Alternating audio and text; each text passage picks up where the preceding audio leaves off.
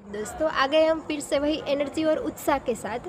तो चलिए हमारी आयुर्वेद जर्नी को आगे बढ़ाते हैं। आज हम बात करने वाले हैं आयुर्वेद की एक बहुत ही महत्वपूर्ण औषध जिसको हम सप्तपाणी के नाम से पहचानते हैं। तो आप सभी सोचेंगे कि इसको सप्तपाणी क्यों कहा जाता है। तो देखिए इसके जो पत्ते हैं वो 7 के समूह में दिखते हैं, इसीलिए इसको सप्तपाणी के नाम से पहचाना जाता है। इसका जो साइंटिफिक नेम होता है वो एस्टोनिया स्कोलारिस होता है। इसका जो वीर्य होता है यानी कि इसकी जो प्रकृति होती है वो उष्ण होती है। इसके टेस्ट की हम बात करें तो तिक्त और कसाय होता है, यानी कि कड़वा और कसेला होता है। ये हमारे बॉडी में वात और कफ को कम करता है, यानी कि वात कफ शामक होता है। आयुर्वेद में इसके यूज़ की बात करें तो इसका यूज़ ज्वर यानी कि फीवर में किया जाता है। स्पेशली इसका यूज़ विशाल ज्वर यानी कि मलेरिया जैसे रोगों में किया जाता है।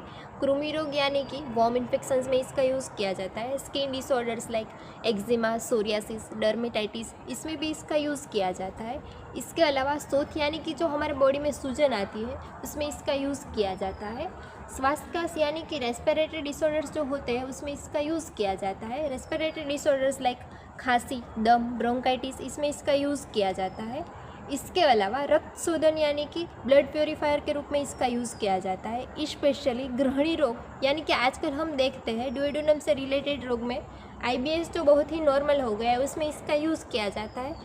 इसका प्रिकॉशंस देखें तो यानी कि इस औषध का उपयोग हम किस सिचुएशन में नहीं कर सकते, तो गर्भावस्था में जो महिलाएं होती है उसमें इसका यूज़ नहीं करना चाहिए। इसके अलावा इस औषध का हैवी डोज देने से पेशेंट को वॉमिटिंग और पेट में बर्निंग सेंसेशन हो सकता है, इसीलिए इसका उपयोग नॉर्मल डोज में ही करना चाहिए। तब तक के लिए जय हिंद, जय आयुर्वेद। मिलते हैं अगले वीडियो में।